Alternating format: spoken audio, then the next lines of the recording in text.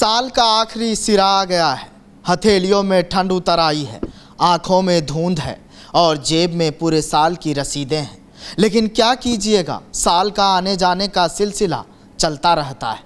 नमस्कार, आप देख रहे हैं जनतंत्र टीवी और मैं हूं आपके साथ सद्दाम करीमी। एएमयू के एबीके बॉयज हॉस्टल में कंप्यूटर शिक्षक राव दानिश अली की हत्या की गुत्थी तीसरे दिन भी अनसुलझी है। अब तक सामने आए पुराने विवादों की जानकारी के बाद शक की सुई लॉरेंस बिश्नोई गैंग से जुड़े शूटरों की ओर भी घूम रही है और घटना के समय उनके लोकेशन कहां थी, पुलिस इसकी जांच कर रही है। लेकिन एएमयू में दानिश अली का हत्या होना एक बड़ा सवाल खड़ा करता है। वजह जो भी हो, लेकिन इस घटना ने पूरे देश को हिलाकर रख दिया है।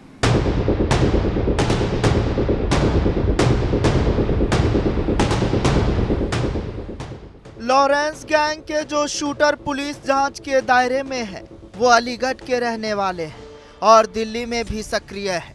कुछ दिन पहले ही जमानत पर तिहाड़ जेल से बाहर आए हैं। पुलिस सूत्रों के अनुसार इस घटना की जांच में सीसीटीवी से कोई महत्वपूर्ण मदद नहीं मिली है। अब मुखबिरों के जरिए दानिश से जुड़े विवादों पर काम शुरू कर दिया है। उनके जरिए यह जानने का प्रयास हो रहा है कि किस विवाद में हत्या हो सकती है। इसी कड़ी में दानिश के करीबियों, परिजनों, परिचितों के मदद से जो विवाद सामने आए हैं, उनमें एएमयू में छात्र राजनीति के समय का विवाद, वर्तमान शिक्षण कार्य से जुड़े विवाद, इससे इतर दानिश अली के सामाजिक रूप से सक्रियता से जुड़े विवाद सहित कुल 4 विवाद सामने आए हैं। पुलिस को घटना स्थल पर हत्या के समय का जो सीसीटीवी फुटेज मिला है, उसमें एक शूटर गुस्से में दानिश के गिरने के बाद भी उस पर ताबड़तोड़ गोलियां बरसा रहा है। उसका दूसरा साथी पीछे खड़ा है, उसने भी फायर किए हैं। पुलिस का मानना है कि यह किसी पेशेवर शूटर या बदमाश रहा है और निजी खुन्नस में उसने अपना गुस्सा उतारा है। आमतौर पर कोई नया अपराधी या सुपारी लेकर हत्या करने वाला ऐसा दुस्साहस नहीं दिखता। हत्याकांड के बाद आसपास के लोग दहशत में आ गए थे। एएमयू सुरक्षाकर्मी बस वहां पहुंचकर अधिकारियों, पुलिस व परिवार को खबर देने में लगे रहे। सभी डर गए थे। खबर पर आनन फानन छोटा भाई फराज जब वहां पहुंचा तो वो खुद दानिश को मेडिकल कॉलेज ले भागा। तब तक देर हो चुकी थी।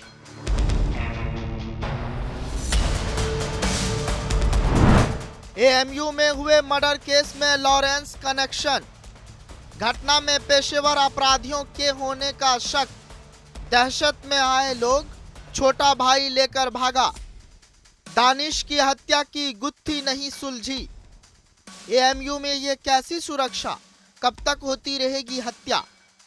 एएमयू इंतजामिया को हाईकोर्ट तक हिदायत दे चुका है। सुरक्षा के मजबूत प्रबंध के बीच बाहरियों के प्रवेश पर चेकिंग के साथ उनका रिकॉर्ड रखा जाए। लेकिन घटना वाले दिन परिसर के 50 से अधिक सीसीटीवी बंद थे। बाहरियों का कोई रिकॉर्ड या चेकिंग नहीं थी।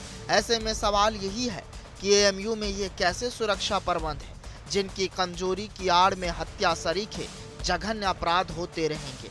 दानिश की हत्या का एक सीसीटीवी फुटेज पुलिस को मिला है, जिसमें बदमाश गोली मारते दिख रहे हैं।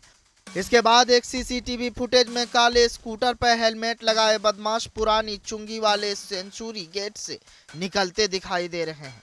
वे नगला पटवारी वाले रास्ते पर बने ओवरब्रिज की ओर गए। इसके बाद गलियों में ओझल हो गए।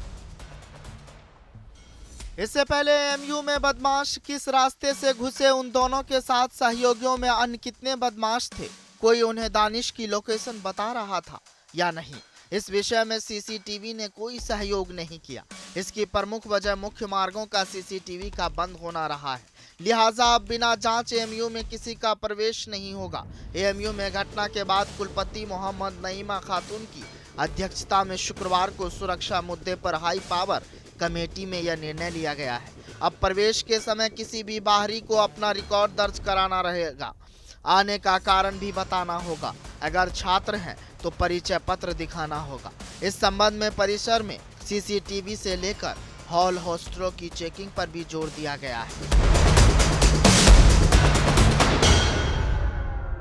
लॉरेंस बिश्नोई अपराध जगत में इतना बड़ा नाम बन चुका है कि हर कोई छोटा बड़ा गुंडा उसके साथ जुड़ना चाहता है। सूत्रों की माने तो देश में ही नहीं बल्कि विदेश में भी लॉरेंस गैंग के 700 से ज़्यादा एक्टिव सदस्य हैं, जो एक इशारों पर भी कुछ भी करने को तैयार रहते हैं। जेल में बंद होने के बाद भी लॉरेंस बिश्नोई आसानी से पूरे क्राइम सिंडिकेट को ऑपरेट कर रहा है। लेकिन सबसे बड़ा सवाल कि आखिर एएमयू में दानिश अली का हत्या होना कई सवाल को जन्म दे रहा है।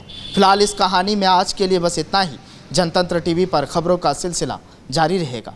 कैमरे के पीछे लक्ष्मण है, मेरा नाम सद्दाम करीमी है। आप मुझे जनतंत्र पर देख रहे हैं। शुक्रिया।